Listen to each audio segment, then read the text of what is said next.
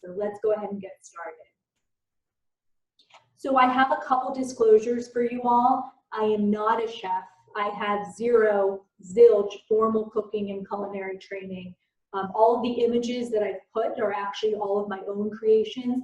And the reason why I do that is there's so many pictures and images that you can look on social media, whether it's Facebook, Instagram, the Food Network. But my goal here is really to show you that you don't have to be a chef. You don't have to be a social media influencer to be able to find really good food, make it look pretty, make it taste good. And so that's why I really use my own pictures. So I really just demonstrate that it is 100% possible. And then lastly, I'm a physician and I truly believe that food is medicine. Pharmaceuticals are a billion-dollar industry, but ultimately if someone's nutrition is not optimal, they're often gonna feel poorly. And bad nutrition, whether it's high in added sugars or saturated trans fats, ultimately can then increase risk of just systemic inflammation and chronic inflammatory diseases. So I want to start off with some basic principles, and that's really focusing on whole foods. I know in my prior seminars, I've gotten a lot of questions on, well, what do you think about keto? What do you think about low carb? What are your thoughts on intermittent fasting or gluten-free or dairy-free, vegan, vegetarian?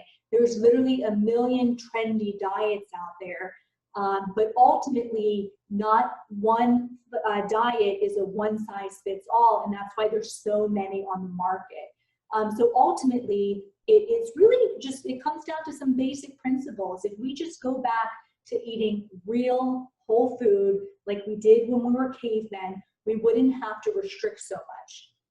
So that's really what it comes down to. So I'm going to show you in today's seminar and moving forward in all of my demos how to really use real food, whether it's fresh, frozen, or canned.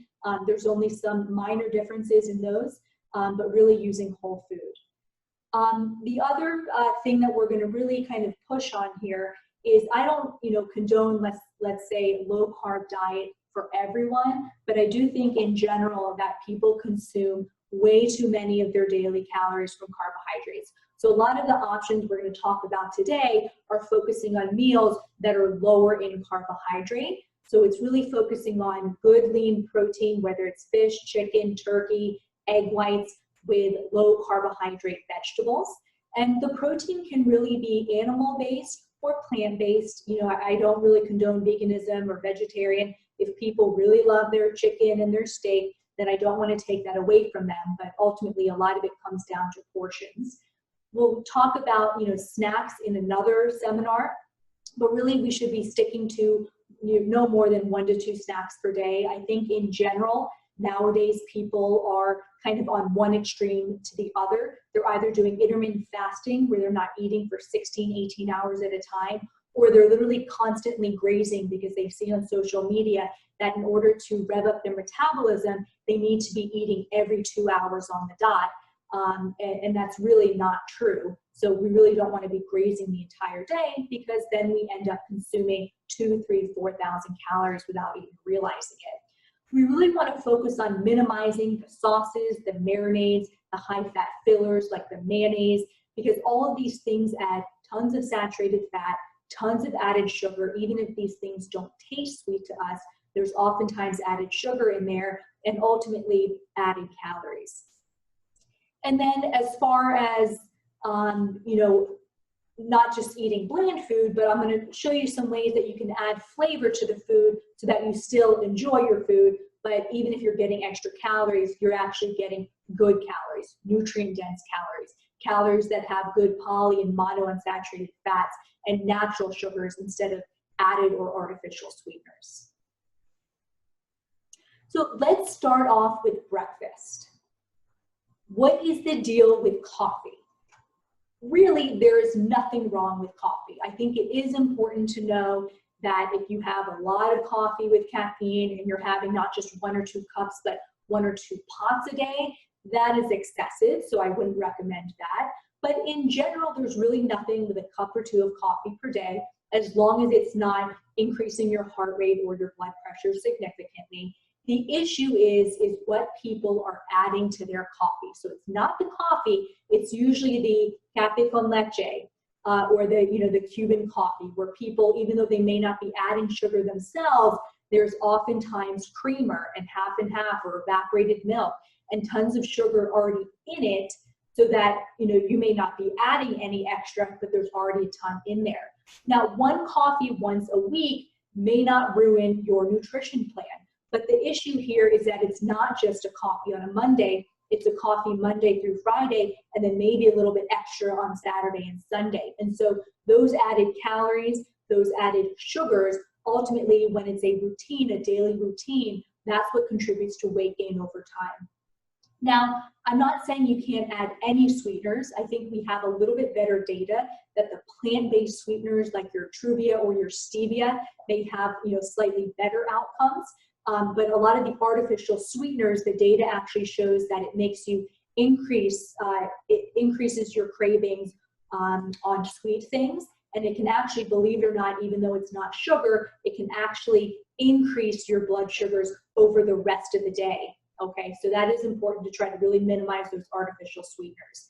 I would also really try to get you all to avoid a lot of the creamers. A lot of the creamers have a lot of saturated fat and added sugar, and the cow's milk. Now, this is a whole nother topic on its own. I don't necessarily tell people to avoid all dairy because some people just love their cheese. But in general, if you're trying to reduce your added sugars or maybe lose some weight, or if you have a chronic inflammatory condition, then sometimes dairy can actually contribute to that because there's a lot of growth hormones that can increase systemic inflammation in dairy products.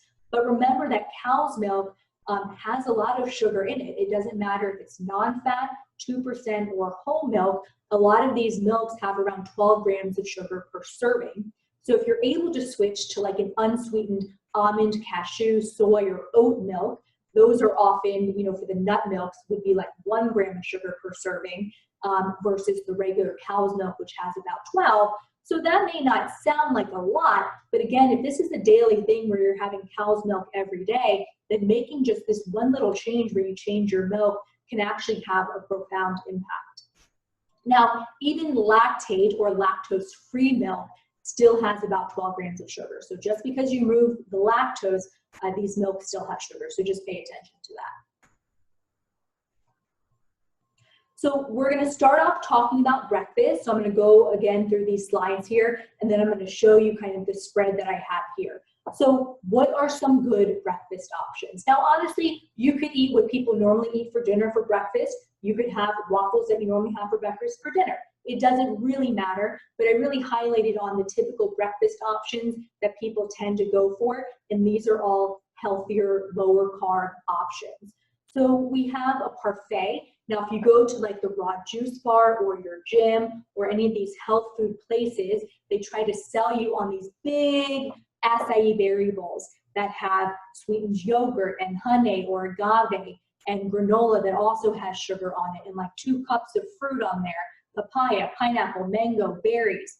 It is just way too much sugar, but the problem is they market it as something that's healthy, that has high fiber, that may only have natural sugar, no added sugar. But remember, natural sugar is still sugar nonetheless, and the portions are just out of bounds. And so a lot of these parfaits or acai berry bowls that you're gonna get at a health food bar or a restaurant are actually very unhealthy. So you can make your own at home, and that's using things like plain Greek yogurt, 1 little packet of nuts, and some fresh berries and cinnamon for flavor. And then if it's not sweet enough for you, then you could always maybe sprinkle on a little bit of the stevia.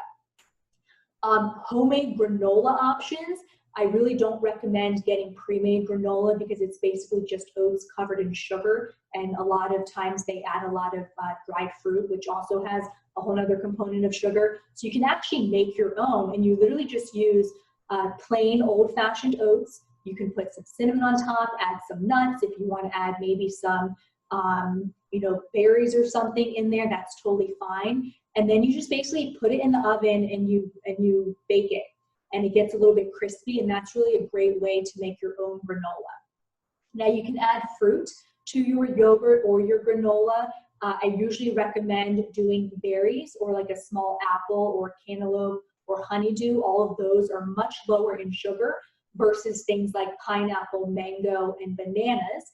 And that makes sense because the pineapple, the mango, the bananas, those taste sweeter, and there's a reason for that, and it's because they're much higher in natural sugar. Now, oatmeal, just be careful and make sure that you're reading the nutrition label and make sure it's just the plain oats, whether it's your steel cut oats or old-fashioned oats, that doesn't matter. If you want to do the quick oats, that is totally fine as well. Once you start getting the little sample packets that have the brown sugar and the dried fruit, etc., then there's actually a ton of sugar added in there. So I really prefer you doing the plain oats and then really adding your own nuts, your own fresh fruit, and that's a much better way to get flavor, some sweetness, but in a natural way. You can also do like an egg omelet or an egg scramble. And a lot of people ask me, well, how many eggs can I eat? I typically do not recommend more than 1 whole egg in a day. The yolk does have a lot of saturated fat. So if you're going to have eggs, then you could have, let's say, 1 whole egg and 2 egg whites. That would be a good option. And then you can add a lot of spinach or mushrooms, your low-carb vegetables, add some salsa or slices of avocado, and you can make a phenomenal omelet that really doesn't take too long. If you're someone that likes to have, let's say, toast in the morning, then avocado toast is totally fine. I'm not saying that you can't have any bread, you just have to watch your servings. So if you are going to have bread, then make sure that you have like a whole grain or an Ezekiel bread, because you have a lot of fiber in there, a lot of nutrients like B vitamins, and it will help fill you up. And then you can add, let's say, sliced half of a Hass avocado or some guacamole, maybe add some vegetables on top, or maybe, you know, an egg that you scrambled. That's a great option for breakfast. You get the good fats in your avocado, the poly and monounsaturated fats, and then a lot of good fiber and B vitamins in the bread. And then lastly, I'm going to show you actually my almond or coconut flour waffles if you're someone that loves waffles or pancakes in the morning.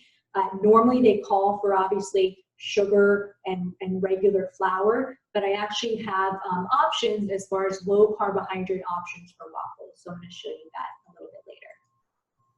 So here are some breakfast options. I have a picture of my low carb waffles here with the plain Greek yogurt, nuts, and fresh berries. So that's like in a Pyrex little dish here, but you can also just get a yogurt here and put the berries and nuts on top. It's a perfect kind of on-the-go meal.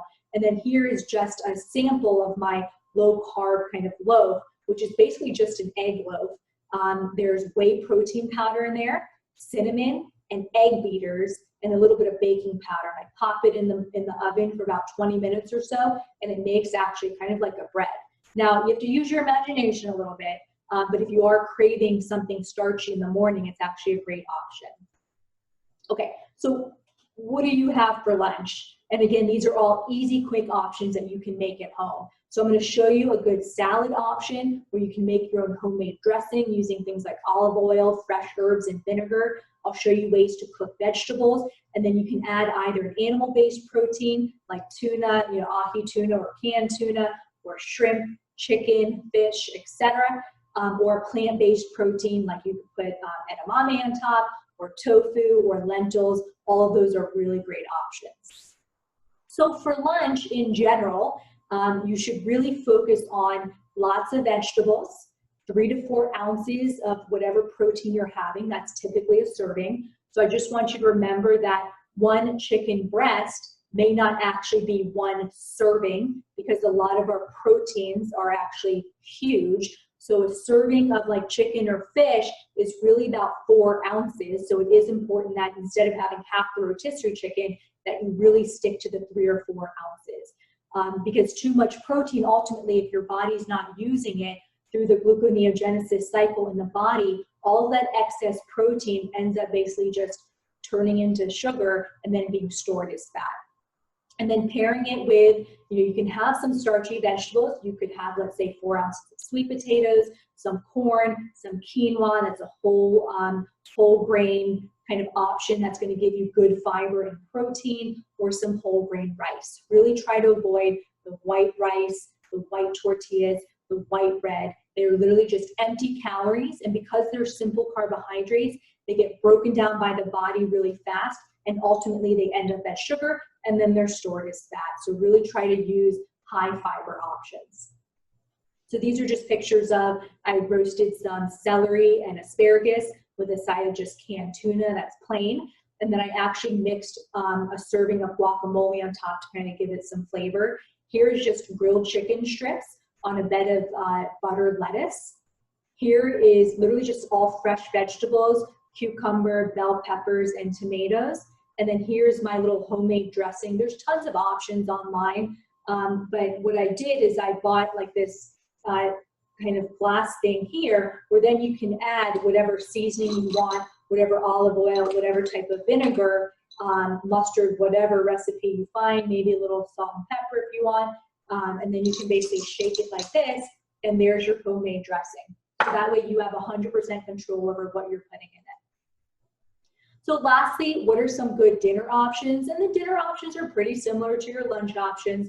The main difference here is I really want you to try to limit a lot of the starches that you may be having at night, particularly if you eat a late dinner, then eating, let's say, a bunch of quinoa or pasta or bread right before bed is really not the best option. So if you're going to have something like quinoa or pasta, really try to have it earlier in the day. But otherwise, the plan is pretty simple. Again, it's going to be your one serving of protein, whether it's fish, chicken, turkey, egg whites, or more plant-based like tofu.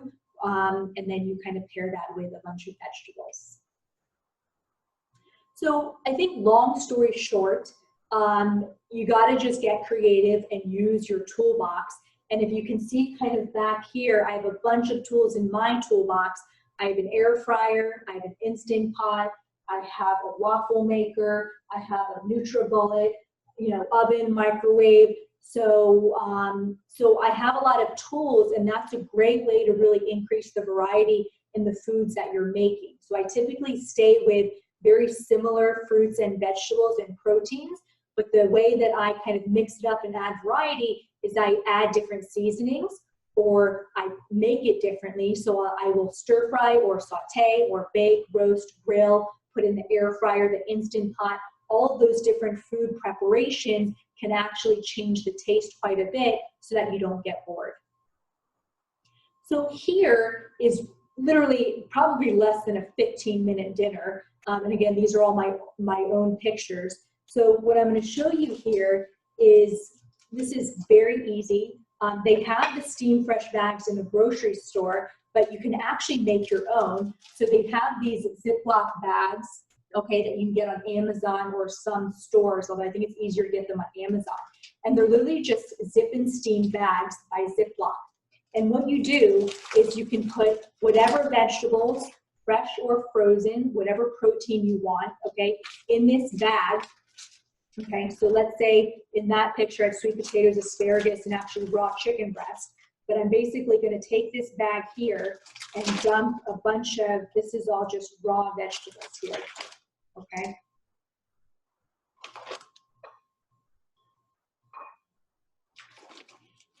I have the raw vegetables, and then you can, if you want seasoning, then you can put some salt and pepper in there if you want. If you have like a marinade, you could do that, but I really tend to just keep it fairly simple here. You basically just put it in the bag, and then you pop it in the microwave. I'm not going to turn it on right now because then it's going to make a lot of noise. But depending on if you have like raw protein or fresh versus frozen, they actually give you estimated times on the bag on how long to steam it for. So obviously if you have raw chicken in there, it's going to take longer to cook. But just to have vegetables, it takes about 4 to 5 minutes. So super easy. You can pre-cut your vegetables in advance, and then right before you're about to eat, you just pop that bad boy in the microwave. So here are just pictures where it looks, it's raw first, then I popped in the microwave and I steamed it to kind of cook it down a little bit. Then I popped it in the air fryer, and this is kind of the end result.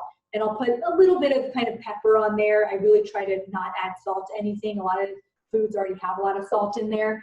And then, bon appetit, your meal is done.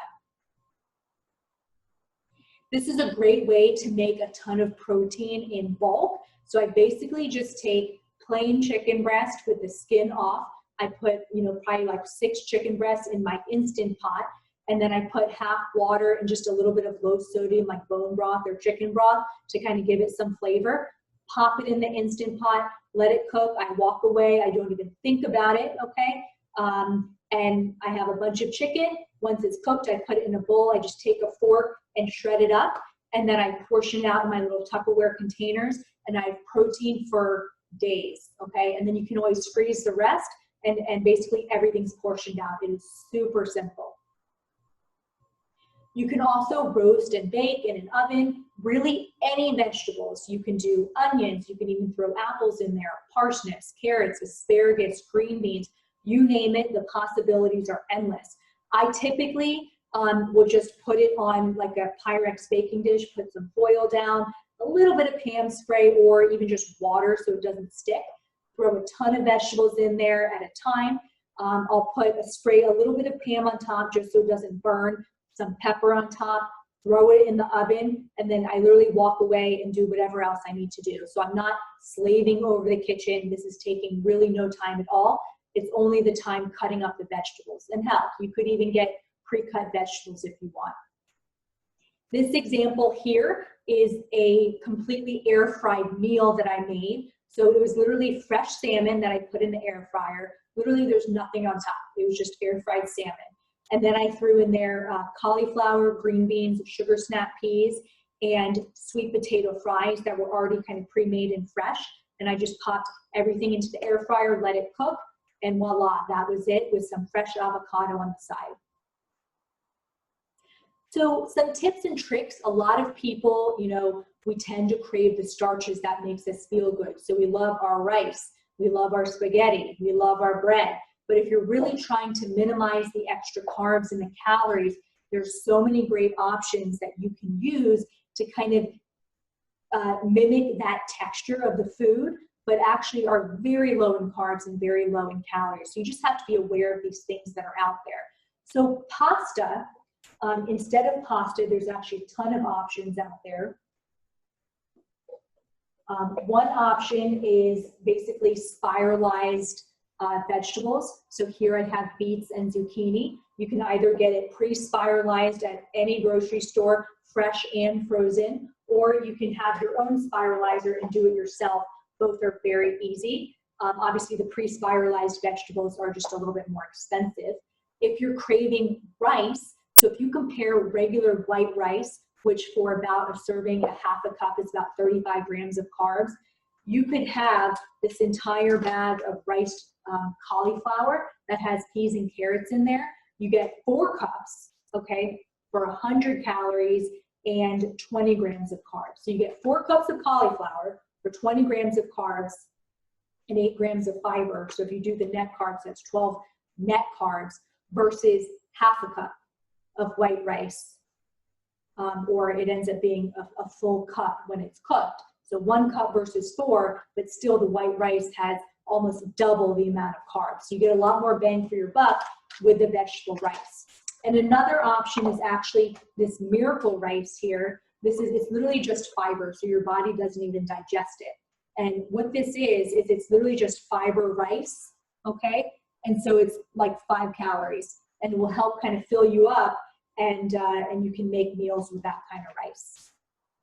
And then lastly, if you're craving like a tortilla, whether it's corn or flour tortilla, I often use actually romaine lettuce as my wrap, and I'll kind of demo that for you here. So instead of using the tortilla, you can literally use lettuce to wrap chicken and vegetables in to make your own fajita there. And you're saving a ton of calories and carbs. And then lastly, you can do like these little seaweed snacks here. If you're craving something salty, you can actually wrap whatever you want in those little seaweed snacks. Okay, so these are the substitutions that I just went over. So instead of pasta, you can do either the fiber noodles, or you can do the vegetable noodles, or spaghetti squash, for instance. You can put it in the oven. If you're craving something like salty as a wrap, you can do the seaweed snacks. Or if you're craving rice, you can either do riced cauliflower, riced broccoli, tons of options out there, fresh or the frozen. Just make sure you get the plain frozen. A lot of the frozen varieties out there actually have a lot of sauces and oils added on. Okay, and then lastly, you know, if you have a lot of people at home, or you don't like being in the kitchen all that much, then I would really recommend just cooking in bulk and getting it over with. You can keep a day or two's worth in the fridge and then freeze whatever you're not going to eat that day. It is super easy and super simple. So you can prep in bulk to save time later. Ultimately, if you want to be successful during this quarantine, you really need to make an effort from the beginning to keep the junk out of the home, dump the junk, just get rid of it. When people are anxious or bored, we tend to go for the high sugar foods. So just get it out of the home and make it easier for yourself. Keep all whole food at home, and I promise you, you'll be successful with this. So now it's time for the food demo time here. And I'm going to show you a bunch of options here. So I'm going to unshare my screen so it's bigger. Okay. Okay, so some great options here.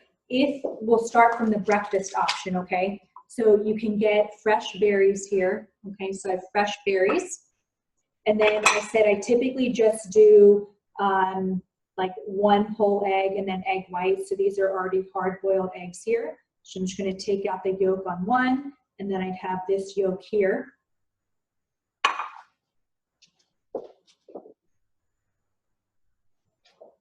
These are my low carbohydrate waffles here. And literally you can either use coconut flour or almond flour. It's already made in packets. I add about a teaspoon of baking powder, a bunch of cinnamon, and either egg whites or just egg beaters in the carton.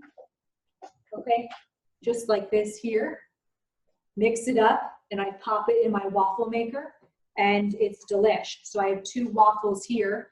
And per serving, so for this much, it's only about 10 grams of carbs. And then what you can do is like a Greek yogurt here. This is just a plain, this is faje. So for the whole thing, it has 20 grams of protein, which is amazing, 6 grams of carbs and 6 grams of sugar, 4 grams of fat. So what I'll do here is I'll open up this yogurt and then I'll put some on the waffles and then I'll mix some on the berries. And that's a perfect breakfast right there.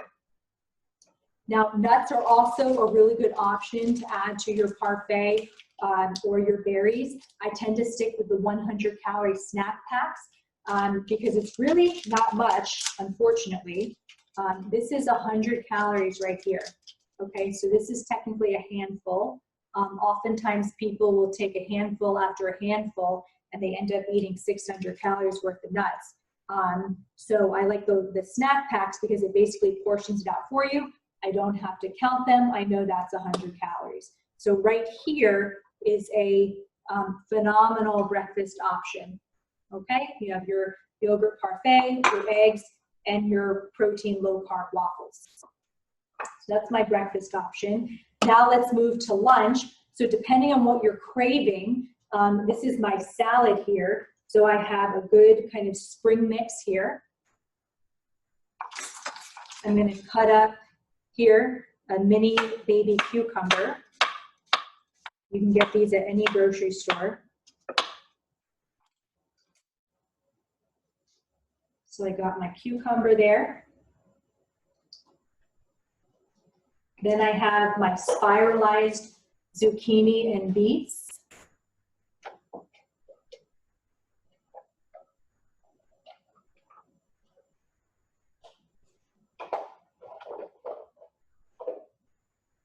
And then what you can do is I buy like these single serving little tuna packs, which are super easy if I don't feel like cooking the protein. And I'll just put the tuna on top here, okay, so it's a perfect salad. And then my own dressing, so I'll make it in advance, but this is just a 0-calorie rice vinegar dressing, okay? So I'll put that on top.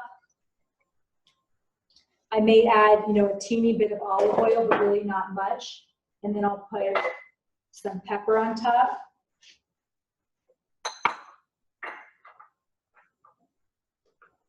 And then I have my top here.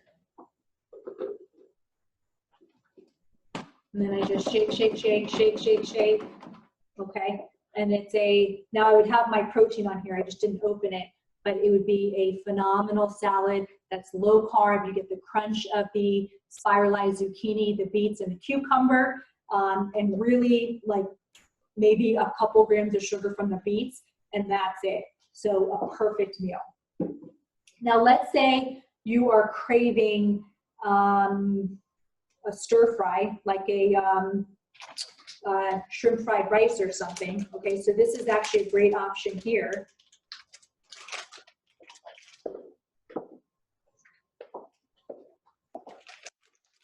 Where this is the cauliflower medley. Okay, so it's just the rice cauliflower.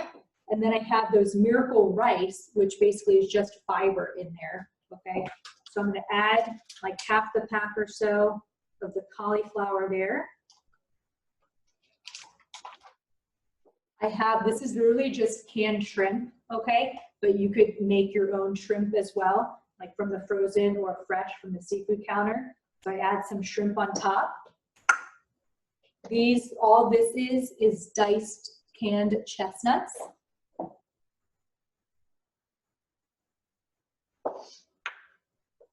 This is a low sodium soy-free sauce that I got at Fresh Market. It's 5 calories per serving. So if you want kind of an Asian flavor here, this is a great option. So you just pour that a little bit.